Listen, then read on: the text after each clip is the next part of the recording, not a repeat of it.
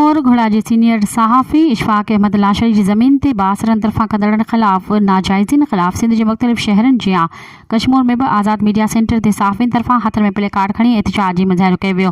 मुज़ाहिरीन तरफ़ां इंसाफ़ कयो, शफ़ाफ़ लाशरी सां इंसाफ़ कयो ऐं इन जा नारा लिखियल हुआ। इन मौक़े ते सहाफ़ियुनि सां ॻाल्हि ॿोल्हि कंदे सीनियर सहाफ़ी मोहम्मद शरीफ़ कोश, ज़ाहिद ख़ालिक सोलंकी, ब्यूर खान लंजवाणी, मलक बरकत अली, निसार हमिद, राशिद अहमद ऐं ॿियनि जो चवणु हो त बासरनि तरफ़ां खोड़ा जे सीनियर सहाफ़ी इशफाक अहमद लाशरी जी ज़ाती ज़मीन ते कब्ज़ो करण सां गॾोगॾु संदसि भाउ खे ज़ख़्मी पिणु कयो वियो आहे, जंहिंजी जेतिरी बि मज़म्मत कजे घटि आहे। हुननि SSP खोड़ा खां मुतालबो कयो आहे त मुलविस जवाबदारनि खे गिरफ़्तार करे सहाफ़ी सां इंसाफ़ कयो वञे, न त ॿी सूरत में सख़्त एहतिजाज कयो वेंदो। मज़ीद ख़बरनि ऐं तफ़सीलात लाइ विज़िट कयो असांजी वेबसाइट www.awamiNewsHD.com ऐं ॾिसंदा रहो अवामी न्यूज़ HD।